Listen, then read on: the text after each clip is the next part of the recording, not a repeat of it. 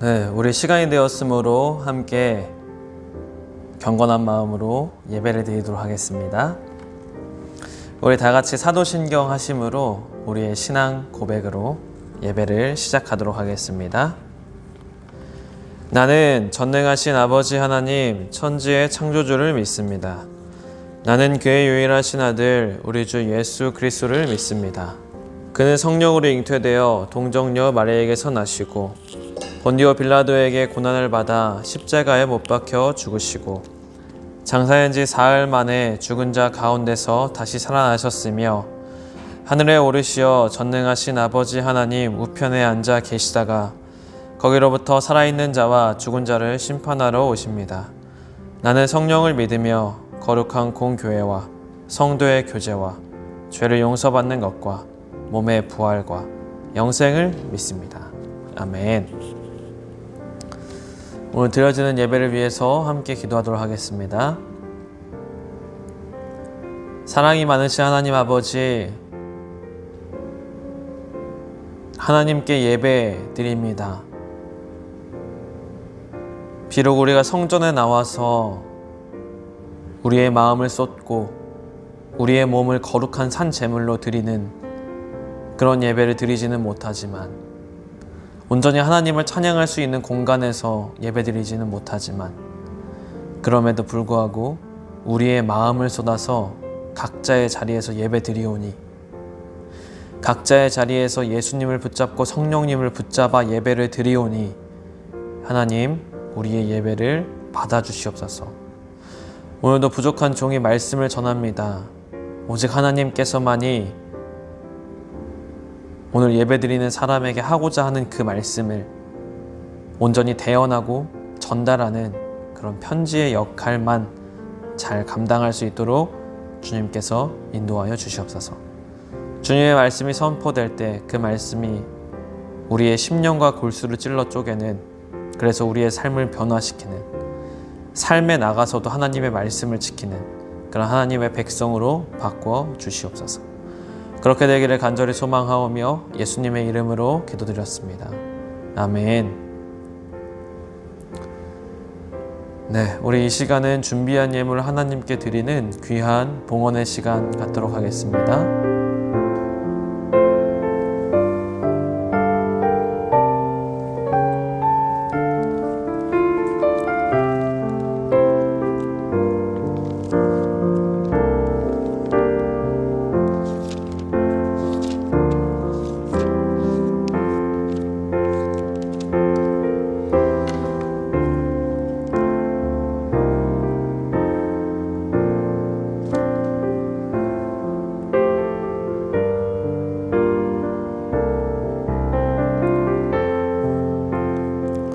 드린 예물 위해서 기도하도록 하겠습니다.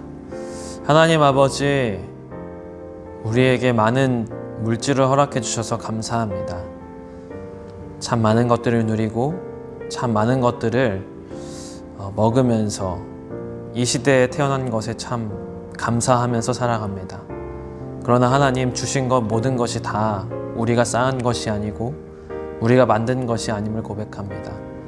하나님이 이 땅을 만드셨기에, 하나님이 이 땅에 이른 비와 늦은 비를 허락하셨기 때문에, 또 우리의 건강을 허락하셨기 때문에 우리가 이렇게 많은 것들을 풍요롭게 누릴 수 있는 것을 고백합니다. 그 마음 담아서 하나님께 예물을 드렸습니다. 모든 것은 우리 것이 아니라 하나님의 것이라는 그 마음 담아서 예물을 드렸사오니 하나님께서 이 예물을 받아주시고 하나님께서 예물을 드린 모든 사람에게 성경에 약속한 그 축복들로 동일하게 축복하여 주시옵소서. 그렇게 되기를 간절히 소망하오며 예수님의 이름으로 기도드렸습니다. 아멘.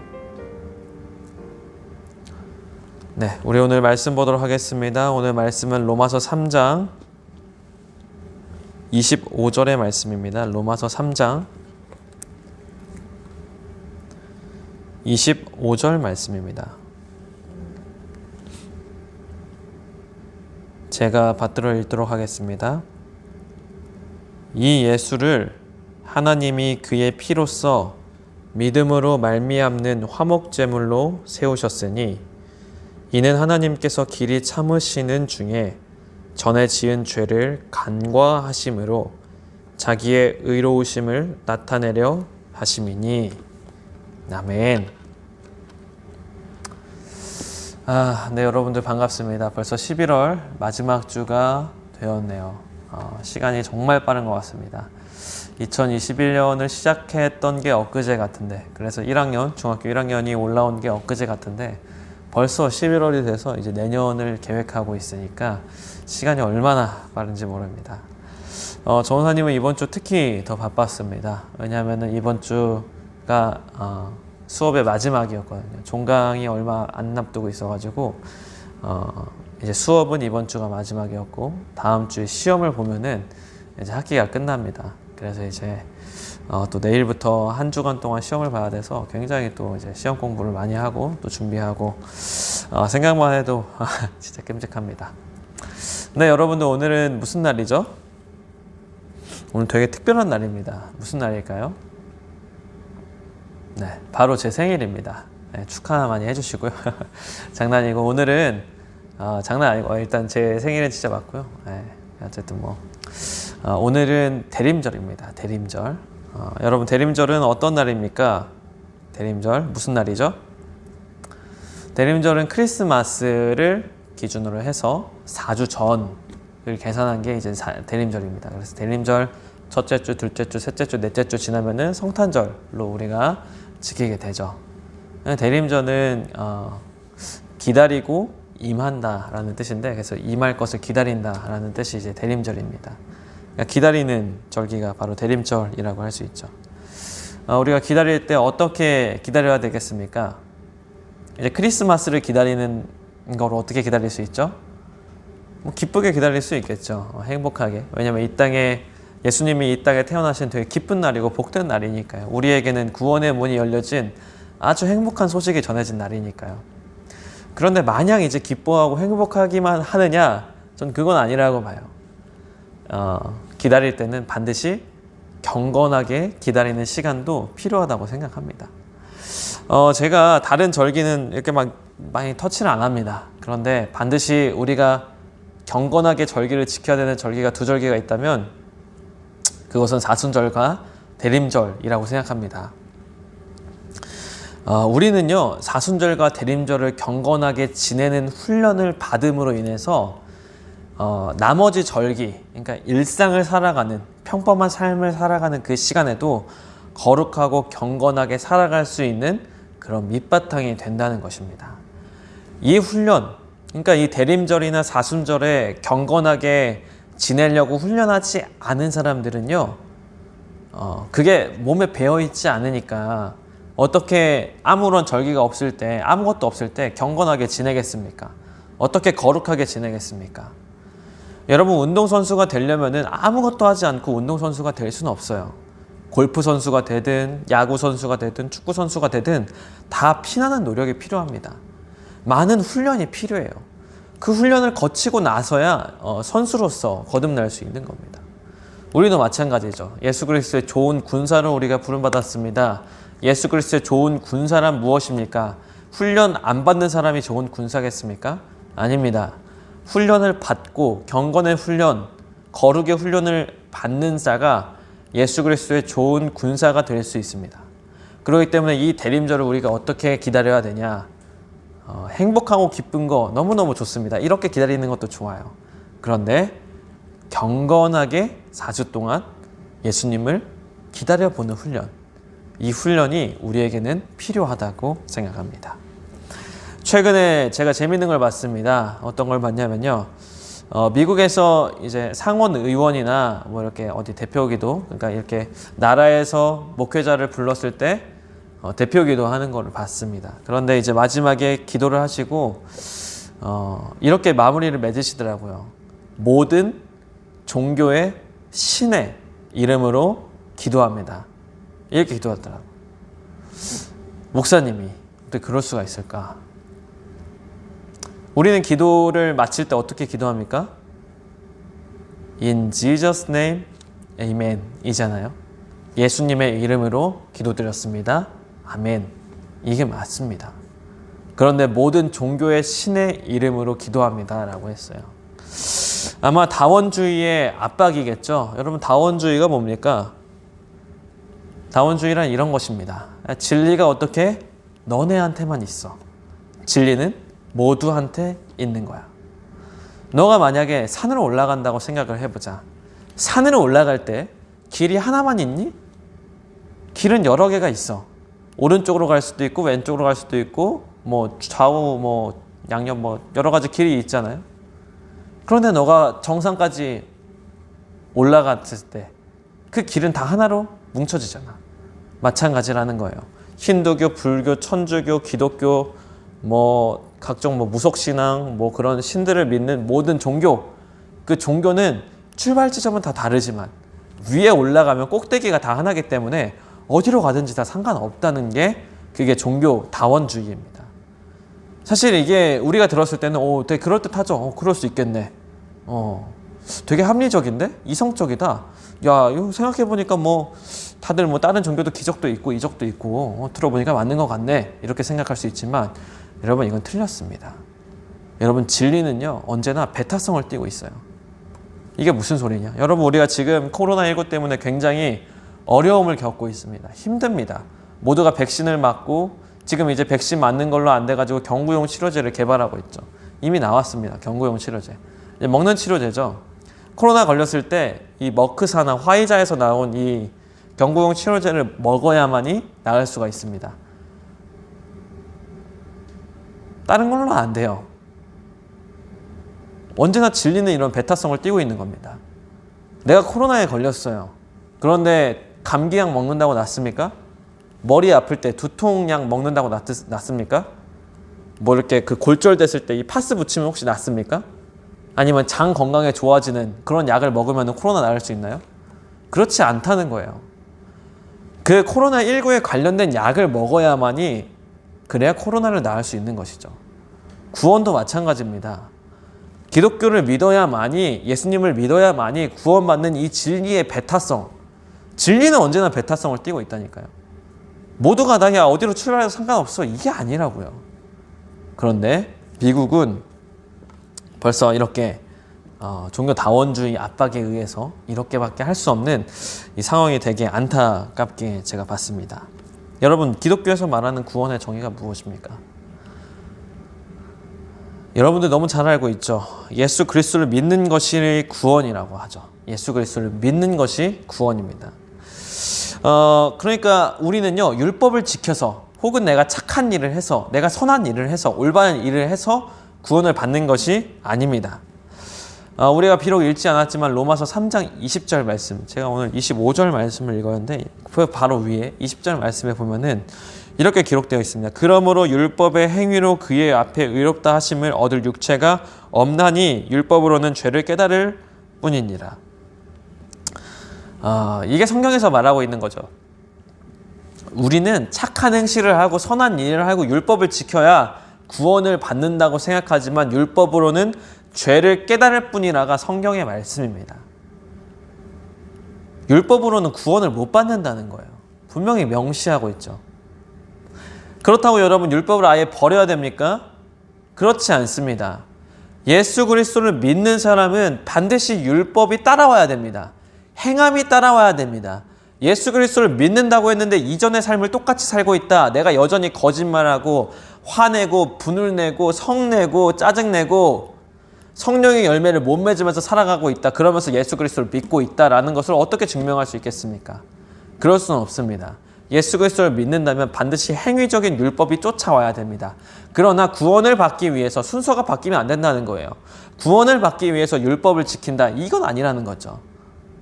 이건 아니라는 겁니다. 그걸 성경이 지금 말씀을 하고 있는 것이죠. 자, 그렇다면은 우리가 어떻게 하면 경건하게 이 대림절을 지낼 수 있습니까?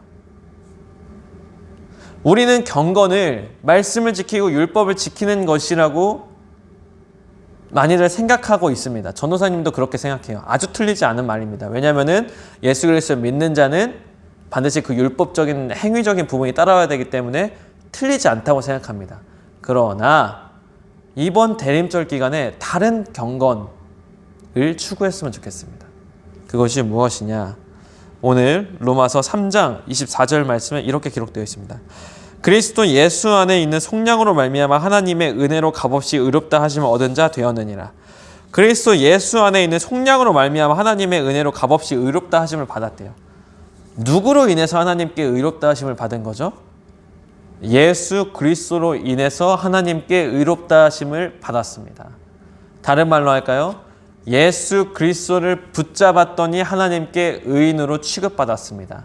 다른 말로 할까요? 예수 그리스도를 내 안에 묵상했더니, 내 마음에 품었더니 하나님이 나를 의인으로 받아줬다는 겁니다.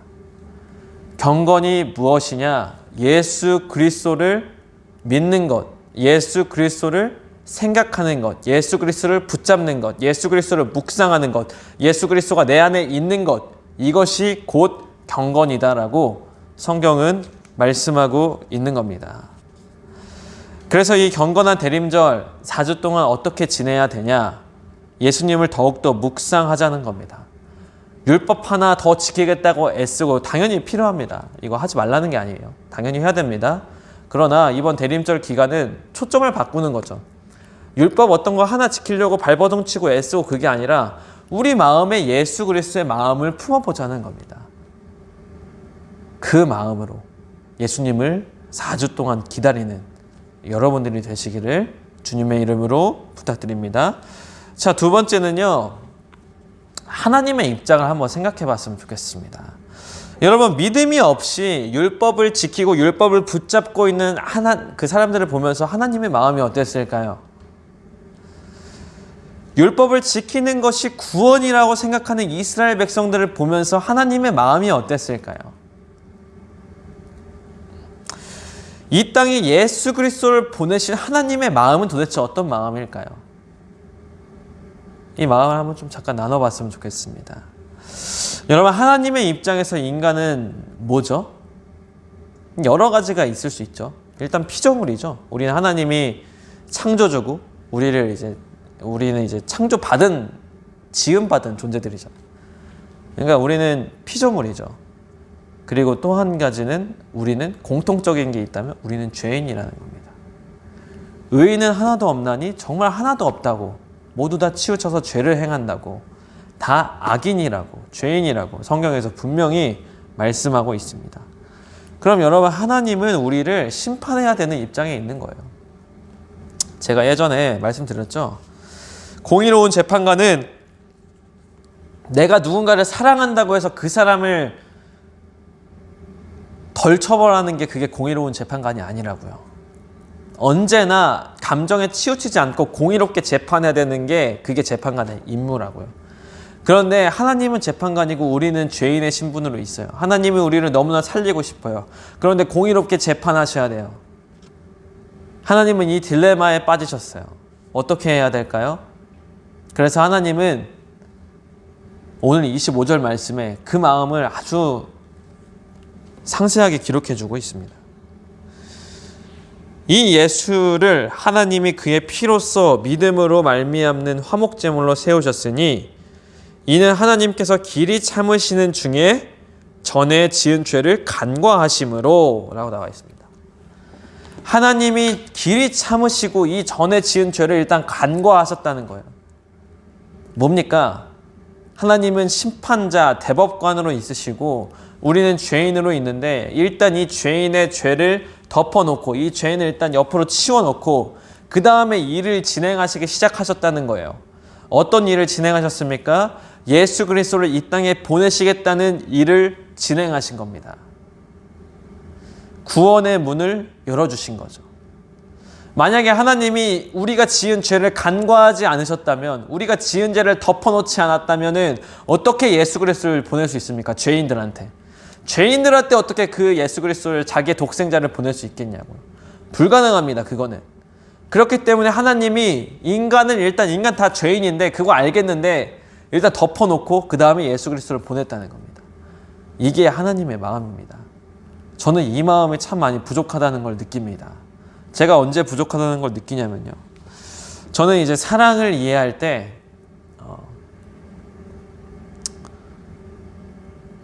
사랑하는 사이에서 싸우기도 합니다. 평생 안 싸우는 거 아니더라고요. 열심히 싸웁니다. 근데 싸우면은 어느 한쪽이 분명히 잘못할 때가 있어요. 그러면 어떻게 합니까? 잘못한 쪽이 미안하다고 하죠. 미안하다. 한번 봐줘라. 사과할게. 이제 뭐 계속 이제 비는 거죠. 그럼 이제 상대방이 이제 그걸 용서해주지 않습니까? 근데 저는 이제 만약에 상대방이 잘못한 일이 있어요. 그러니까 저는 이제 잘못한 게 없어요. 상대방이 만약에 예를 들어서입니다. 잘못을 했어요. 제가 사랑하는 사람이 잘못을 했다 칩시다. 근데 이 사람이 용서를 안 구하네? 미안하다고 안 하네? 그럼 저는 정말 끝까지 화를 냅니다. 화를 잘 안 푸는 스타일이에요. 거기서는. 왜냐면 내가 잘못한 게 없으니까. 상대방이 잘못한 거니까. 그런데 저희 아버지는 그러지 않더라고요. 분명히 엄마가 잘못한 일인데, 엄마와 아빠 사이에 이제 엄마가 잘못한 일인데, 근데 아빠가 먼저 미안하다고 해요. 제가 볼 땐 이해가 되지 않는 거죠. 아니, 왜 아빠가 잘못한 게 없는데 왜 먼저 미안하다고 하지? 그런데 그 사랑이 필요하다는 것을 많이 느낍니다. 전에 지은 죄를 간과하고, 전에 지은 죄를 일단 덮어놓고, 내가 사랑하니까 예수 그리스도를 보내는 거죠. 내가 사랑하니까 상대방이 잘못을 해도 그냥 먼저 미안하다고 말할 수 있는 거죠. 하나님의 마음이 이런 마음이 아니겠습니까? 여러분들은 어떻습니까? 여러분들 누군가가 여러분들에게 막 정말 화를 내고 짜증내고 막 치고받고 싸웠어요. 근데 아무리 생각해도 내가 잘못한 게 없는 것 같아요. 먼저 사과할 수 있는 그런 사람이 정말 몇이나 되겠습니까? 그런데 하나님은 우리에게 먼저 사과에 손을 내미셨다는 거예요. 어떻게 그럴 수가 있을까요, 하나님은? 우리가 이런 사랑을 받은 자죠. 이런 사랑. 그리고 우리는 이런 사랑을 행해야 되는 사람들이죠. 그래서 여러분들에게 이 대림절 기간 2가지를 여러분들에게 말씀드리고 싶습니다. 첫 번째는 경건하게 대림절 기간을 기다림으로, 예수 그리스도를 기다림으로 지내봅시다. 이 경건하게 지내라는 것은 율법 지키고 하나 더 해보려고 발버둥치는 그게 아니라 그건 좀 나중에 하시고, 지금은 예수 그리스도를 더 묵상하고 예수 그리스도를 더 붙잡고 4주 동안 더 하나님만 마음에, 더 예수 그리스도만 마음에 가득 품는, 그게 하나님 앞에 의의가 된다 그랬잖아요. 그러니까 그렇게 한번 해보는 거예요. 4주 동안. 그리고 이 4주 동안 하나님이 예수 그리스도를 보냈을 때 어떤 마음이셨을까? 어떻게 이 죄인한테 먼저 손을 내밀 수가 있었을까? 그걸 생각해 보시면서 이 대림절 기간 예수님과 하나님을 잘 묵상해 보시고 여러분들 안에 그 훈련이 잘 되는 이 대림절 기간이 되었으면 좋겠습니다. 우리 함께 기도하도록 하겠습니다. 사랑이 많으신 하나님 아버지, 예수 그리스도를 이 땅에 보내주셔서 정말 감사합니다. 우리는 죽을 수밖에 없는 죄인인데 하나님이 먼저 구원의 길을 열어주심에 감사합니다. 우리 대림절 기간 동안 예수님을 더욱더 묵상하고 마음에 품을 수 있는 시간이 될 수 있도록 우리를 훈련시켜 주시옵소서. 하나님이 이 땅에 예수 그리스도를 보내는 그 마음은 어땠습니까? 먼저 죄인에게 손을 내밀 수밖에 없었던 그 하나님의 마음, 우리도 이웃에게 먼저 손을 내밀 수 있는 자들가 될 수 있도록 인도하여 주시옵소서. 그렇게 되기를 간절히 소망하오며 예수님의 이름으로 기도드렸습니다. 아멘. 네, 우리 함께 주기도문 하심으로 모든 드려지는 예배를 다 마치도록 하겠습니다. 하늘에 계신 우리 아버지, 아버지의 이름을 거룩하게 하시며 아버지의 나라가 오게 하시며 아버지의 뜻이 하늘에서와 같이 땅에서도 이루어지게 하소서. 오늘 우리에게 일용할 양식을 주시고 우리가 우리에게 잘못한 사람을 용서하여 준 것 같이 우리 죄를 용서하여 주시고 우리를 시험에 빠지지 않게 하시고 악에서 구하소서. 나라와 권능과 영광이 영원히 아버지의 것입니다. 아멘. 네, 여러분들 모든 예배를 다 마쳤습니다. 끝까지 함께 해주셔서 정말 감사드리고요. 이제 코로나 바이러스가 위드 코로나가 됐는데 확진자도 많이 늘어나고 있고, 그리고 또 중환자실에 이제 중환자가 많이 늘어나고 있어서 정말 어려움을 겪고 있습니다. 예, 위에서 기도를 많이 해주시고 또 이제 새로운 바이러스가 WHO에서도 발표를 했죠.